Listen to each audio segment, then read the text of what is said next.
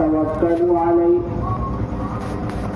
ونعوذ بالله من شرور أنفسنا ومن سيئات أعمالنا من يهده الله فلا مضل له ومن يضلل فلا هادي له ونشهد أن سيدنا وسندنا وشفيعنا ومولانا محمد وبارك وسلم.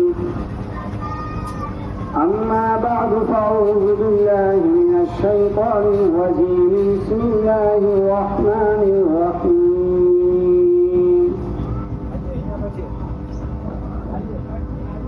الرجال قوامون على النساء.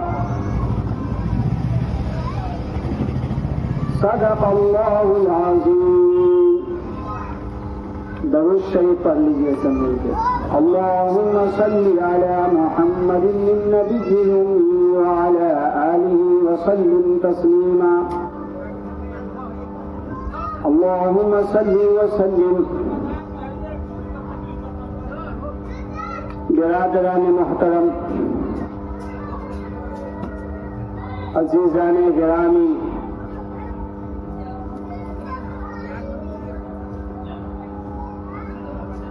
محترم سامعین،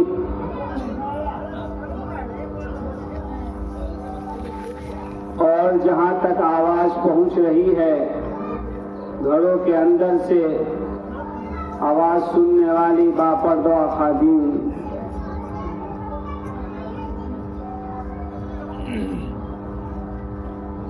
اللہ تبارک و تعالی کا ہم پر اور آپ پر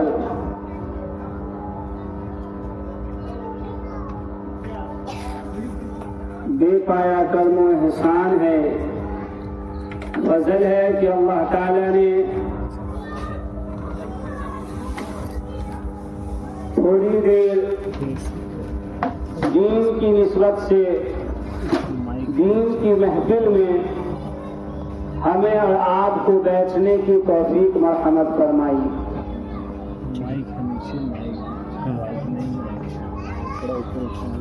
جیسے کہ مولانا نے فرمایا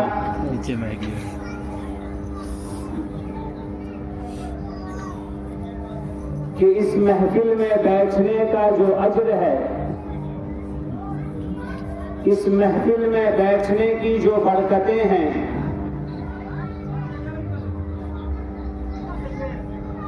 جو اس کی قیمت ہے، وہ ہمیں اور آپ کو مرنے کے بعد معلوم ہوگا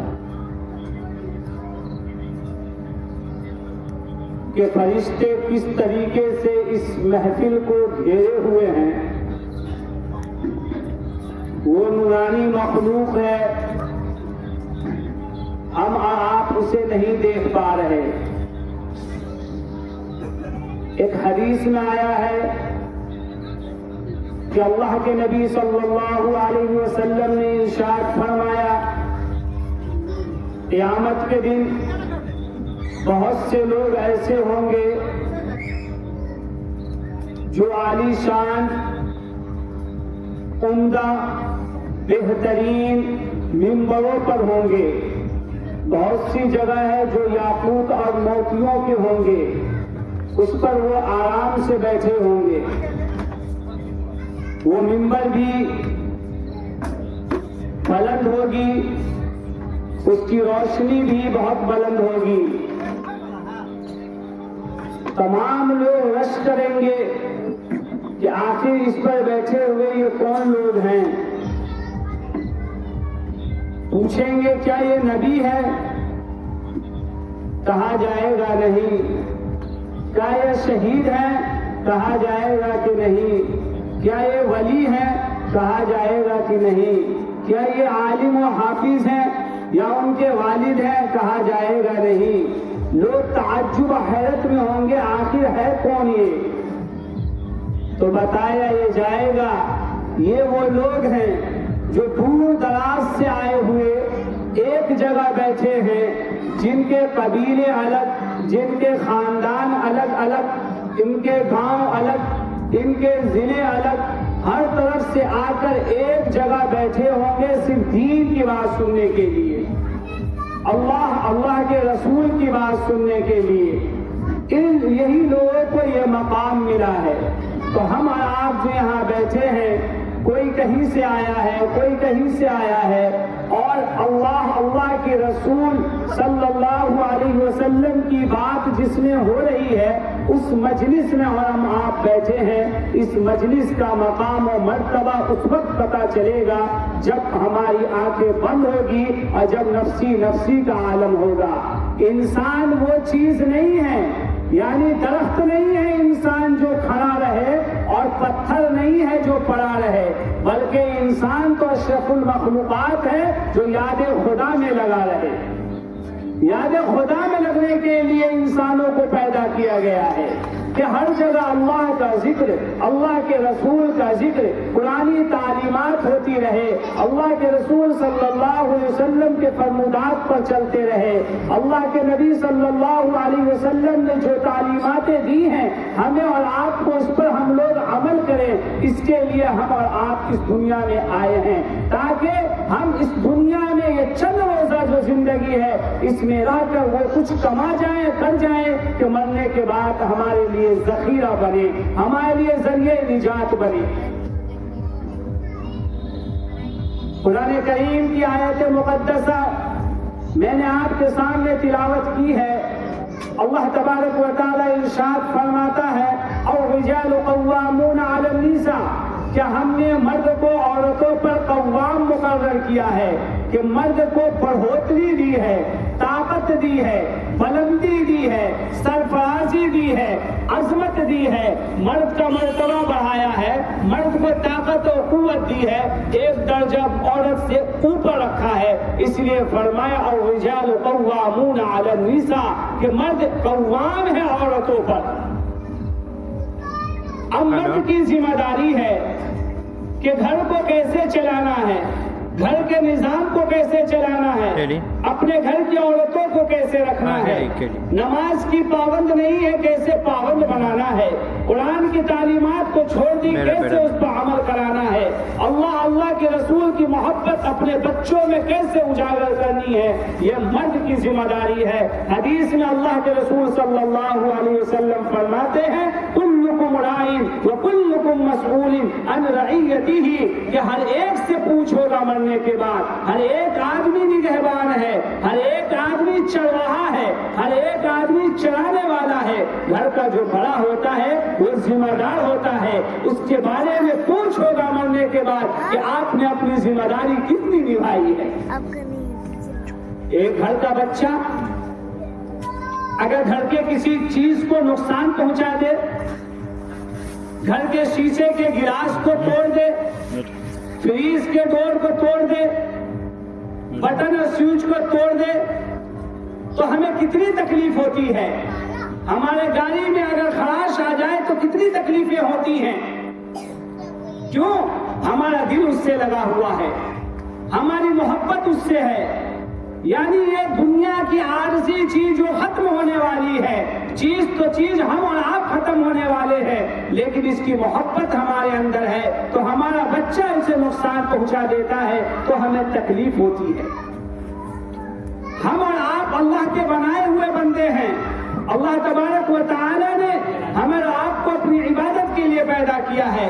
اگر ہم بھی اللہ کی نافرمانی کرنے لگے تو کیا اللہ تبارک و تعالیٰ کی جب ہم نافرمانی کریں گے تو اللہ تبارک و تعالیٰ ہم سے پوچھیں گے نہیں، عذاب نہیں دیں گے؟ اللہ تبارک و تعالیٰ نے ہمیں اور آپ کو پیدا کیا ہے اپنی عبادت کے لیے۔ تو جس طریقے سے بچے کے سامان کے توڑنے سے ہمیں تکلیف ہوتی ہے، اسی طرح اللہ تبارک و تعالیٰ کے حکم کی عدولی کرے گا، حکم عدولی کرے گا، اللہ کی نافرمانی کرے گا ہمارا بچہ، تو ہمیں چاہیے کہ اس وقت بھی ہمیں تکلیف ہونی چاہیے۔ ہمارا بچہ نماز نہیں پڑھ رہا ہے، ہمیں تکلیف ہونی چاہیے۔ ہمارا بچہ سنت کے مطابق زندگی نہیں گزار رہا ہے، ہمیں تکلیف ہونی چاہیے۔ کیوں؟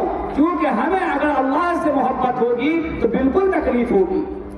جب انسان کسی کے محبت میں رچ بس جاتا ہے، کسی کے محبت کو دل میں جما لیتا ہے، کہ اس کی ہر ایک چیز سے محبت کرنے لگتا ہے تو پھر اس کی ادنا سی وہ چیزیں جس سے اسے تکلیف ہوگی انسان گوارا نہیں کرتا اس چیز کو کہ میں وہ کام کروں.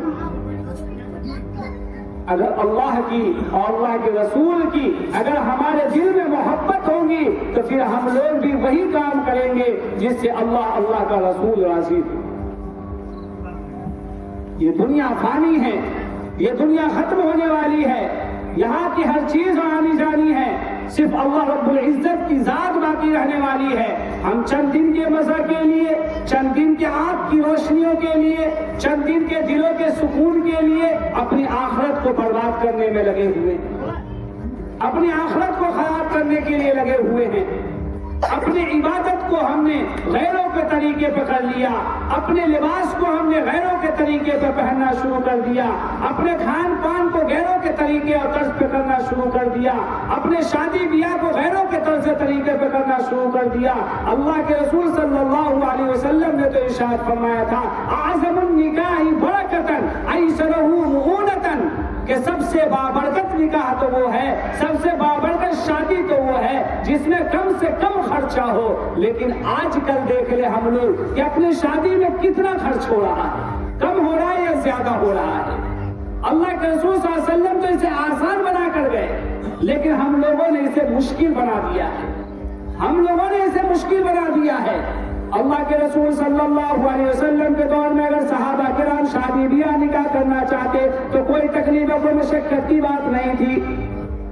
اللہ کے رسول صلی اللہ علیہ وسلم نے اتنی شادیاں کی, کبھی کوئی مشقت اور تکلیف اٹھانی نہیں پڑی, کہیں جہیز کا نام و نشان نہیں ہوا, اس کے لیے ولیموں کے لیے پیسے جمع کرنے کی اتنی ضرورت نہ پڑی. لیکن آج کل ہم لوگ جب شادی بیاہ کرتے ہیں تو یہ ساری چیزیں نہیں دیکھتے. حضرت عبد الرحمن بن عوف رضی اللہ تعالیٰ عنہ اللہ کے رسول صلی اللہ علیہ وسلم کے پاس آتے ہیں, اللہ کے رسول صلی اللہ علیہ وسلم کے کپڑے پر دھبا دیکھ لیتے ہیں, فرماتے ہیں عبد الرحمن تم نے شادی کر لی؟ کہا جی اللہ کے رسول نے شادی کر لی. کہا مجھے بلایا نہیں؟ کہا آپ کو تکلیف دینا نہیں چاہتا تھا کہ آپ کو آنے میں ہمارے یہاں کہیں تکلیف ہوتی. کہا کہ کوئی بات نہیں, بہت اچھے کام کیے, ولیمہ کرو. اور لفظ یہ ہے حدیث میں کہ ایک بکری ہو اس سے ہی کرو. یہ نہیں کہا کہ ولیمہ کے لیے بھی پہلے پیسے جمع کرو پھر نکاح کرنا. آج کے نوجوان جوان ہو چکے, ان کے ماں باپ اس انتظار میں بیٹھے ہیں جب یہ کمانے لگے گا, جب اس کے پیسے جمع ہو جائیں گے, اس پیسے سے مکان بنائے جائیں گے, مکان بنانے کے بعد زیور کا پیسہ ہو جائے, جب وہ ہو جائے پھر ولیمے کا پیسہ ہو جائے, بارات لے جانا اس کے پیسے ہو جائے, کپڑے لپٹے کے پیسے ہو جائے, تب جا کر اس کا نکاح کیا جائے گا, اس کی شادی کی جائے گی. جبکہ اللہ کے نبی صلی اللہ علیہ وسلم کے دور میں اب پوری تاریخ صحابہ میں کہیں بھی یہ چیزیں نہیں ملتی ہے کہ اتنے رسم و رواج الگ فن میں پڑے ہوئے تھے لوگ. اللہ کے رسول صلی اللہ علیہ وسلم نے ارشاد فرمایا یا معاشر الشباب, اے جوانوں کی جماعت, جو تم میں سے طاقت رکھتا ہے شادی کرنے کی اسے چاہیے کہ فوراً شادی کر لے, کیونکہ نگاہوں کی حفاظت شرمگاہوں کی حفاظت کا ذریعہ ہے. اور جو طاقت نہیں رکھتا اسے چاہیے کہ روزہ رکھے, اسے چاہیے کہ روزہ رکھے. لیکن آج کا نوجوان جب اپنے معاشرے میں ہم دیکھتے ہیں تو پتہ چلتا عمر 30 سال, عمر 35 سال, 40 سال ہو گئے, یہاں تک کہ 50 سال کے لوگ کنوارے بیٹھے ہوئے ہیں, اس امید پر کہ اب دولت آئے گی, اب پیسے آئیں گے تب شادی ہوگی, حالانکہ عمر ہو چکی ہے قبر میں جانے کی, امید لگا رہے ہیں دولت آنے کی. کتنی شرم و بےغیرتی کی بات ہے کہ دنیا نے مال و دولت کو اس طریقے سے جس کے پاس اللہ نے دیا ہے برباد کرنا شروع کر دیا کہ جس کو قرآن کریم میں کہا گیا کہ مبذر ہے, یہ تبذیر کرنے والا. مبذر اور تبذیر اسے کہتے ہیں جہاں خرچ کرنا شریعت نے نہیں کہا لیکن لوگوں نے اسے خرچ بنا لیا. اسراف وہ کہتے ہیں جہاں شریعت نے خرچ کرنے کو کہا لیکن زیادہ خرچ کیا. مثال کے طور پر 1 لاکھ روپے میں ولیمہ ہو سکتا ہے. ولیمہ کرنے کے لیے شریعت نے کہا ہے کہ ولیمہ کرنی چاہیے، لیکن ہم اپنے نام و نمود کے لیے، شہرت کے لیے، عزت کے لیے دسیوں قسم کے سامان تیار کریں گے اور وہ 1 لاکھ کے ولیمے کو ہم نے 10 لاکھ میں تبدیل کر دیا. شریعت نے اس سے منع کیا ہے، یہ اسراف ہے. اگر 1 لاکھ میں کام بنتا ہے تو 1 میں ہی کیا جائے، 10,000 میں کام بنتا ہے تو 10 میں کیا جائے.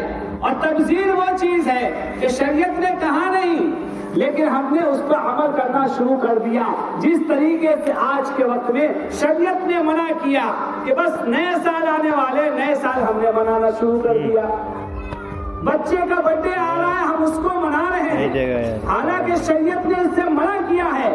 اسے کہا گیا تبذیر، یہ ہے فضول خرچی. آج کل بعض جگہ، ابھی کچھ دن پہلے دیکھا گیا کہ ایک جگہ شادی ہوئی ہے، کہاں کی ویڈیو وائرل ہو رہا ہے، 1 کلو سونا اور یہ گاڑی، یہاں تک کہ دیور کو بھی ملے اور فلاں اور فلاں اور فلاں دیا جا رہا ہے.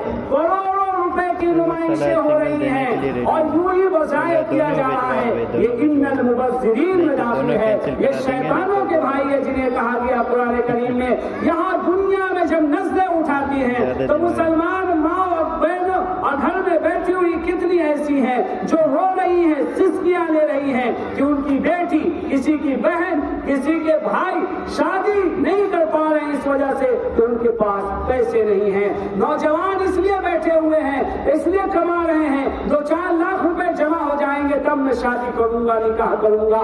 ایسی لڑکیاں بیٹھی ہوئی ہیں کہ ان کے ماں باپ کے پاس پیسے نہیں ہیں، ان کے بھائیوں کے پاس پیسے نہیں ہیں جس سے ان لڑکیوں کی شادی ہوتی ہے. یہ جو کروڑوں روپے لوگ یوں ہی فضول خرچی میں اٹھا رہے ہیں، کیا اس سے سینکڑوں نکاح نہیں ہو سکتے تھے، سینکڑوں شادیاں نہیں ہو سکتی تھی؟ لیکن لوگوں نے اسے اللہ کے نبی صلی اللہ علیہ وسلم کی سنت کو چھوڑ دیا ہے. حضرت جابر رضی اللہ تعالیٰ عنہ ایک مرتبہ سفر میں گئے ہوئے اللہ کے نبی کے ساتھ کسی جہاد میں غالباً، وہاں سے جب آتے ہیں مدینہ منورہ قریب ہوتا ہے، حضرت جعفر رضی اللہ تعالیٰ عنہ اپنی سواری کو تیز چلانے لگتے ہیں. اللہ کے نبی فرماتے ہیں کہ جابر اتنی تیزی کیا ہے؟ فرماتے ہیں اللہ کے نبی میں نے شادی کرنی ہے. اللہ کے نبی صلی اللہ علیہ وسلم نے فرمایا اچھا ابھی نئی نئی شادی ہوئی ہے اس لیے بیوی کے پاس جانے کی جلدی ہے. پھر اللہ کے نبی صلی اللہ علیہ وسلم نے فرمایا کہ کنواری سے شادی کی ہے یا شادی شدہ سے شادی کی ہے؟ تو انہوں نے فرمایا کہ شادی شدہ سے شادی کی ہے. کہ باقرہ سے شادی کی کہ سنگیوا سے؟ فرمایا شادی شدہ سے. اللہ کے رسول صلی اللہ علیہ وسلم نے ارشاد فرمایا تم نے کنواری لڑکی سے کیوں نہیں شادی کی؟ تاکہ تم اس کے ساتھ کھیلتے، تمہارے ساتھ کھیلتی، تمہارے ہم عمر ہوتی. انہوں نے فرمایا اللہ کے نبی صلی اللہ علیہ وسلم میری 9 بہنیں ہیں، میری کئی بہنیں ہیں، سب بڑی اور چھوٹی لین سے ہیں، ان سب کی ذمہ داری کی حفاظت میری ذمہ داری ہے. اور والد تو رہے نہیں، اگر میں بھی اسی عمر کی لڑکی سے شادی کر لیتا تو ان تمام لڑکیوں کی پرورش کیسے ہوتی؟ تو گھر کی ذمہ داری کو دیکھتے ہوئے میں نے شادی شدہ عورت سے شادی کی ہے تاکہ وہ اسے شفقت اور پیار سے سب کو بہترین سانچے میں ڈھال سکے. گھر کی ضرورت ہے، اس ضرورت کے لحاظ سے اسے کہا گیا. اسی لیے اللہ کے نبی صلی اللہ علیہ وسلم نے فرمایا کہ نوجوانوں کی جماعت کو شادی کرو، یہ نگاہوں کی حفاظت کا ذریعہ ہے، شرمگاہوں کی حفاظت کا ذریعہ ہے. لیکن ہم اللہ کے نبی صلی اللہ علیہ وسلم کے فرمودات کو چھوڑ گئے، ہم اللہ کے نبی صلی اللہ علیہ وسلم کے بتائے ہوئے راستے سے دور ہو گئے، نبی کے اخلاق اور طریقہ سے دور ہو گئے.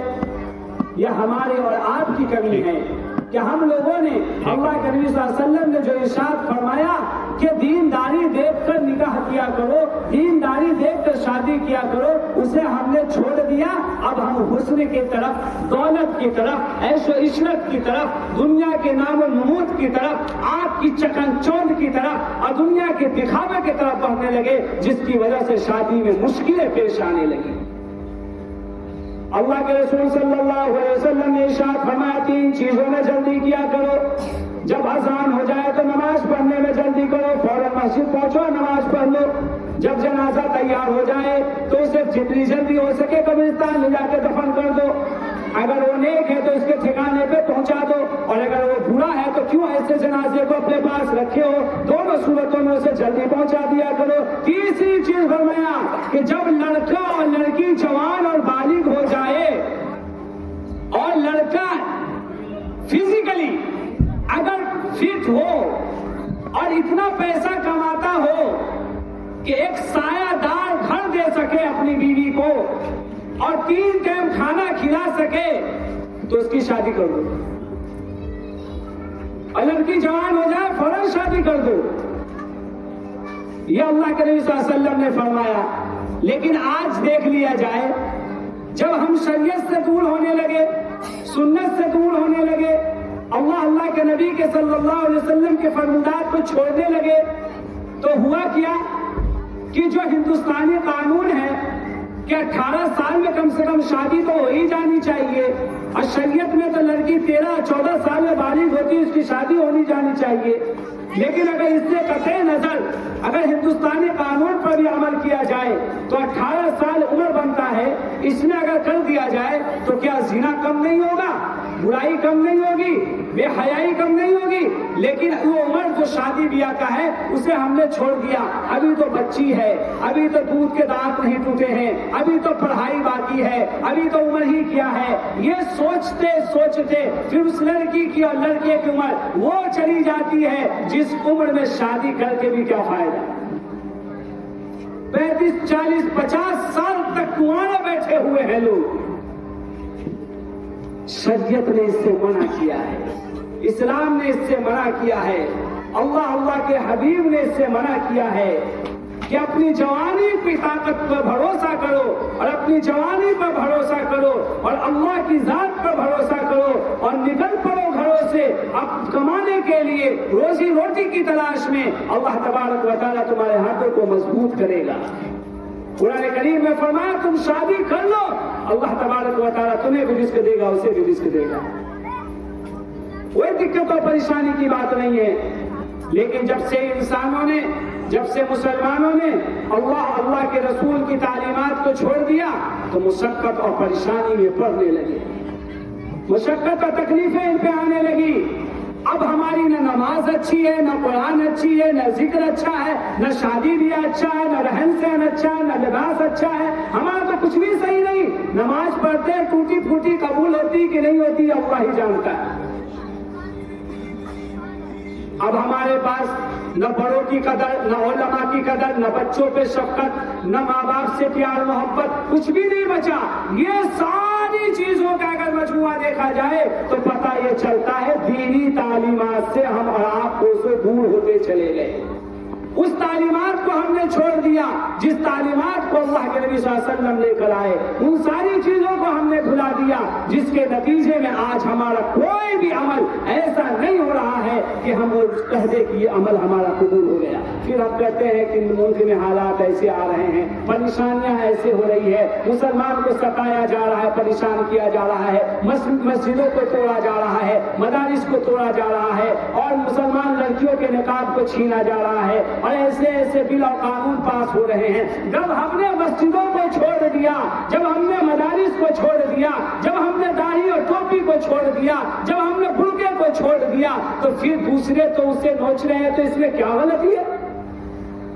حکومت نہیں کہتی ہے کہ تمہیں داڑھی نہیں رکھنی ہے، اس کے باوجود ہم اللہ کی نافرمانی کرتے ہیں. حکومت نہیں کہتی ہے تمہیں ٹوپی نہیں پہننی ہے، پھر بھی ہم نہیں پہنتے. حکومت نہیں کہتی ہے کہ مسجد نہیں جاؤ، بلکہ وہ بالکل رضامند ہے کہ آپ لوگ یہ کام کرتے رہے، لیکن پھر بھی ہم اپنی مرضی سے مسجد نہیں جاتے، اپنی مرضی سے ہم ٹوپی نہیں پہنتے، اپنی مرضی سے ہم دوپٹہ نہیں رکھتے، اپنی مرضی سے ہماری عورتیں نقاب نہیں پہنتی، اپنی مرضی سے ہم داڑھی نہیں رکھتے. یہ کیا چیزیں ہیں؟ یہ ہے رسول اللہ صلی اللہ علیہ وسلم سے ہم بغاوت کر رہے ہیں، اللہ سے بغاوت کر رہے ہیں.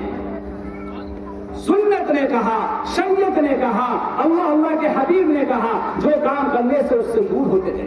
اور یہ ساری چیزیں ہم کرتے ہیں. کبھی دل میں مسلمان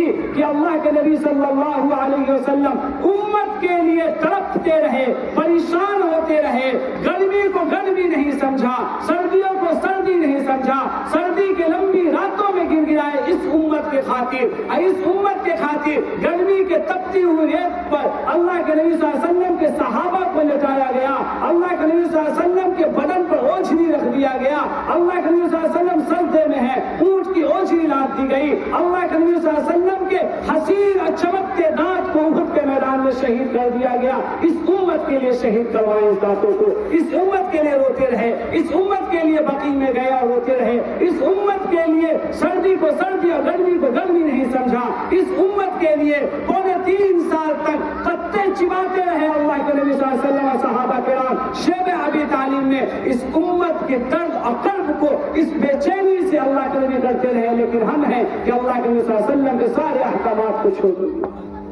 سب کو چھوڑ دیے، اس نبی کو ہم بھلا گئے جو امت کے لیے تڑپتا رہا، امت کے لیے روتا رہا، امت کے لیے سلگتا رہا، امت کے لیے پریشان رہا، امت کے لیے آہیں بھرتا رہا کہ میری امت میری امت میری امت جنت میں جانے والی بن جائے، میری امت جہنم سے بچنے والی بن جائے، میری امت قرآن پڑھنے والی بن جائے، میری امت نماز پڑھنے والی بن جائے، میری امت اللہ سے مانگنے والی بن جائے، میری امت کرتے دنیا سے چلے گئے۔ آج امت وہ ہے کہ ان کے ہر چیزوں کو پیچھے ڈال دیا، دنیا کی ساری چیزیں جو آنکھیں دیکھتی ہیں اس کے طرف ہماری توجہ ہے، حالانکہ یقین ہے، ایمان ہونی چاہیے مسلمانوں کا، آمنت باللہ وملائکتہ وکتبہ ورسلہ والیوم الآخر والقدر خیرہ وشرہ من اللہ تعالی والبعث بعد الموت۔ یہ مومن کا ایمان ہونی چاہیے اس چیز پر، یہ کہ میں اللہ پر، اللہ کے رسول پر، کتابوں پر، اس ساری چیزوں پر ایمان رکھتا ہوں، یہ ہونی چاہیے مسلمانوں کی۔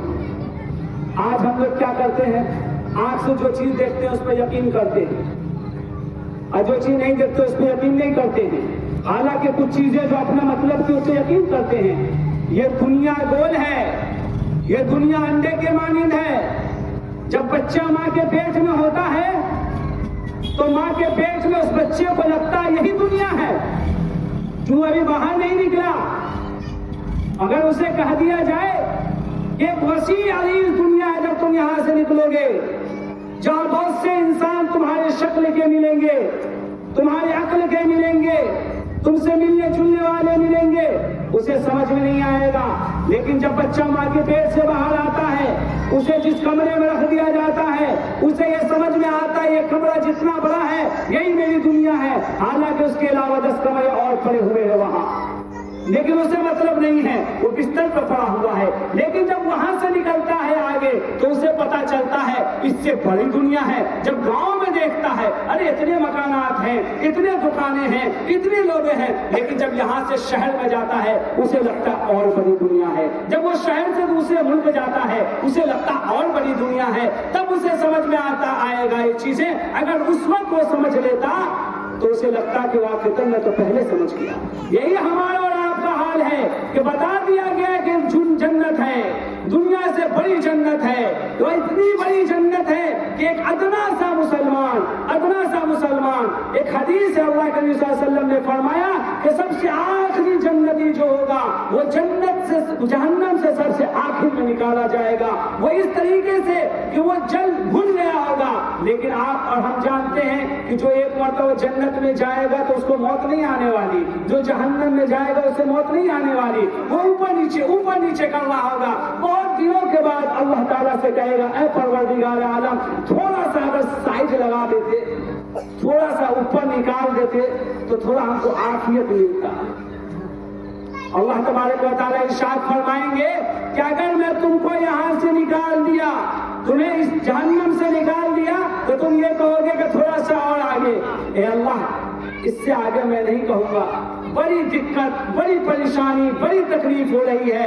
اللہ تبارک و تعالیٰ اس کی بات کو سن کر کہیں گے ٹھیک ہے، اسے سائن میں، لیکن وہ کچھ دیر رہنے کے بعد کہے گا کچھ تپش آ رہی ہے، تھوڑا سا اور آگے کر دیتے۔ اللہ تبارک و تعالیٰ فرمائیں گے کہ میں نے تم کو کہا تھا نا کہ تمہیں برداشت نہیں ہوگا، تم کچھ اور کہو گے اس کے بارے میں، کہ بس آخری مرتبہ ہے آپ نہیں کہیں گے، یہ تپش بھی ختم ہو جائے، اللہ تبارک و تعالیٰ اسے تھوڑا آگے کر دیں گے۔ وہ جب تھوڑا آگے جائے گا تو اسے ایسا سمجھ میں آئے گا تھوڑی راحت ملی ہے، لیکن اسے کچھ سامنے دکھے گا کوئی پیڑ پودا، وہ سوچے گا کہ اگر اس کے سائے میں چلے جاؤں تو زیادہ مجھے عافیت ملے گی۔ اللہ تبارک و تعالیٰ کے سامنے پھر کہے گا پروردگار عالم اس درخت کے پاس ہم کو پہنچا، اس درخت کے پاس پہنچا دے۔ اللہ تبارک و تعالیٰ فرمائیں گے تم اپنے بات پر اٹل نہیں ہو، تم بار بار پھر رہے ہو باتوں سے، تم نے کہا تھا یہیں تو رکھو۔ کہ اللہ تعالیٰ معاف کر دیجئے، تھوڑا سا آگے، آپ تو رحیم ہے کریم ہے، اللہ کی تعریف کرے گا، گنگنائے گا، اللہ تبارک و تعالیٰ اس کو اس پیڑ تک پہنچا دیں گے۔ جب اس پیڑ پر جائے گا، اس پیڑ کے قریب پہنچے گا تو اس سائے کے پاس اسے دور سے جنت دکھائی دے گی۔ وہ یہ بھی کہے گا اے پروردگار عالم، کچھ دیر کے بعد اس جنت میں ایک مرتبہ ڈال دیتے ہیں، حالانکہ اللہ تبارک و تعالیٰ کو اسے جنت میں پہنچانا ہے۔ فرمائیں گے بعد میں اسی طریقے سے بات ہوگی کہ جاؤ، یہ بخاری شریف کی روایت ہے، اسے جنت میں داخل کر دیا جائے گا، اور اس کے بعد جنت میں جو بندہ داخل ہوگا فرمایا جائے گا کہ پوری جنت جہاں تک تیری نگاہ جا رہی ہے، روایتوں میں دنیا سے بھی 10 گنی بڑی جنت ہوگی، یہ سب تیرا، یہ سب تیرا۔ وہ کہے گا پروردگار عالم آپ مذاق کر رہے ہیں ہمارے ساتھ؟ اللہ تبارک و تعالیٰ فرمائیں گے میں مذاق کروں گا، میں سچ کہہ رہا ہوں، جاؤ یہ سب تمہارا۔ تو وہ بندہ جو دنیا میں آج ہے اسے نہیں پتا یہ انڈے میں ہے، یہ ماں کے پیٹ میں ہے، لیکن جب نکلے گا دھیرے دھیرے تو اسے پتہ چلے گا دنیا کتنی بڑی ہے، ہمیں اور آپ کو مرنے کے بعد پتہ چلے گا۔ حالانکہ ہم نے امریکہ کو نہیں دیکھا، ہمیں یقین ہے لوگوں سے سن کر کے امریکہ ہے، ہم نے جاپان کو نہیں دیکھا لیکن لوگوں سے سن کے یقین ہے وہ ہے۔ اسی طریقے سے ہمیں کامل یقین ہے کہ جنت بھی ہے، جہنم بھی ہے، کیونکہ انسانوں میں سب سے سچے اللہ کے نبی صلی اللہ علیہ وسلم نے ہمیں بتایا ہے کہ جنت ہے، اللہ ہے، دوزخ ہے، حساب و کتاب ہونے والا ہے۔ جب ساری چیزیں ہمیں بتا دی گئی تو کیوں نہیں ہم وہ کام کریں جو اللہ کا حبیب کہتا ہے۔ ارے اگر ٹوٹا پھوٹا لوٹا لے کر ہم آ جائیں کہ اس کو کون خریدے گا، پینے نہیں ہو جس میں تو کوئی خریدے گا، اس کو کوئی نہیں خریدے گا۔ پینا ٹوٹ گیا تو پھینک دیا جائے، جس چیز کی مارکیٹ میں ویلو ہی ختم ہو گئی تو لے کے کیا کریں گے؟ کرسی رکھے ہوئے ہیں، ٹانگے چاروں نہیں ہیں تو کیا کریں گے بھائی لے کے؟ اب اس کو لے کے پٹھرا تھوڑی بنانا ہے، اس کے لیے دوسرا لکڑی آئے گا۔ تو انسان اپنی چیزوں کو اس طریقے سے لینا چاہتا ہے کہ ساری چیزیں فٹ ہوں، اچھی ہو، اسے قبول کرتا ہے، اس کے لیے قیمت دیتا ہے، ایک کی جگہ 10 دے کر لیتا ہے، لیکن اس میں عیب ہے تو اسے چھوڑ دیتا ہے۔ ایک سیب خریدنے بھی جاتا ہے، اگر مکمل پیسہ دیا ہے پورا کا پورا تو دھبا لگا نہیں لیتا، کہتا ہے میں کیوں لوں گا، پیسہ تو پورا دے رہا ہوں، اس لیے بغیر دھبے والا۔ تو ہم اور آپ کیسے سمجھ رہے ہیں کہ جمعہ نماز پڑھنے جائیں گے اللہ تعالیٰ قبول کر رہے ہیں؟ ارے دال ڈبا والا ہم آپ نہیں لے رہے، اللہ کیسے لے لیں گے؟ ٹوٹا پھوٹا لوٹا نہیں لے رہے ہیں اور ٹوٹے پھوٹے نماز کا اللہ تعالیٰ قبول کر لیے، رحم رحیم والا ہے۔ ارے کیسے قبول کریے اللہ تعالیٰ؟ مطلب اللہ تعالیٰ خراب ہے اتنا کہ 100 کچھ لے لو ہے؟ نہیں، اعمال کو درست کرنا ہوگا۔ اگر نماز پڑھنی ہے تو اس طریقے سے نماز پڑھے کہ میرا خالق میرا مالک مجھے دیکھ رہا ہے۔ ہمارے اکابر بتاتے ہیں کہ مسجد میں جو ٹوپیاں رہتی ہیں اس ٹوپی پر نماز پڑھنا پہن کے مکروہ ہے۔ اب تو نہیں رہتی ہے، بہت کم، لیکن پہلے رہا کرتی تھی۔ اب آدمی کہے گا کہ بھائی مکروہ کیوں کہہ دیا گیا؟ اس میں ثواب کم ملتا ہے، مکروہ کا مطلب ہوا۔ کیوں کم ملتا ہے؟ اس لیے کہ وہ ٹوپی مسجد میں پڑی رہتی ہے، اس کو سجا کے نہیں رکھا رہتا، جو گیا ایسے ڈال دیا تو اس کا وزن کم ہو گیا اس ٹوپی کا۔ دوسری چیز وہ گندی بھی رہتی ہے۔ تیسری چیز وہ ٹوپی اس لائق نہیں ہوتی ہے کہ اس کو پہن کے کسی بڑے کے مجلس میں یا کسی پروگرام میں جا سکے، وہ اس لائق نہیں ہوتی۔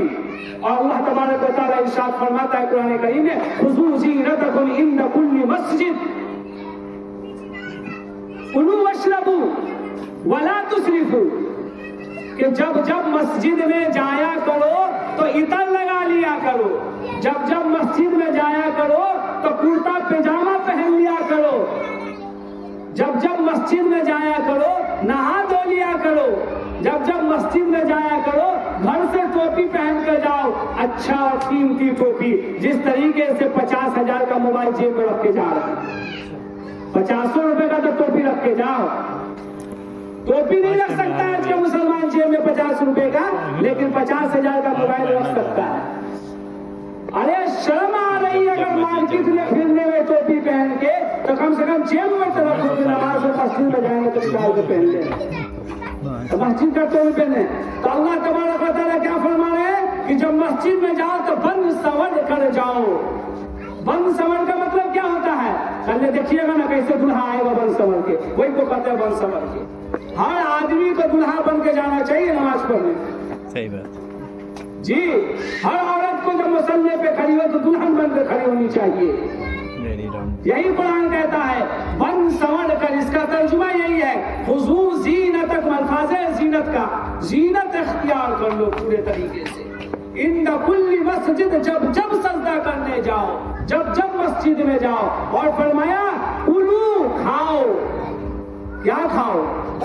حرام کھاؤ نہیں، حلال کھاؤ، حلال چیزیں جتنی ہیں سب کھاؤ، اور کہا کہ پیو بھی۔ اب کھانے پینے کا تو آج کل سمجھیے لیتے ہیں کہاں ہے، ایک کھاتا پیتا آدمی ہے، کھاتا پیتا تو بس وہی ہو گیا۔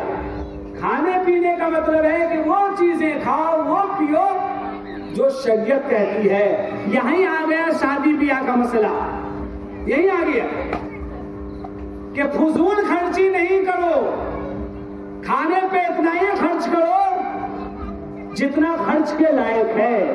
یہ نہیں کہ ہمارا چاول برباد، ہمارے کھانے برباد، یوں ہی پھینک اور ضائع کر رہے ہیں، حالانکہ جن کے پاس نہیں ہے ان سے جا کے اس کی قیمت پوچھ لی جائے۔ یہی قرآن کہتا ہے کلو، کھاؤ۔ اگر 5 لاکھ میں کام ہو رہا ہے تو 5 میں کرنا، 10 کرنے کی ضرورت نہیں ہے دکھاوے کے لیے۔ اور کہا کہ بس ولا تسرفوا، فضول خرچی نہیں کرنا ہے، اسراف نہیں کرنا ہے۔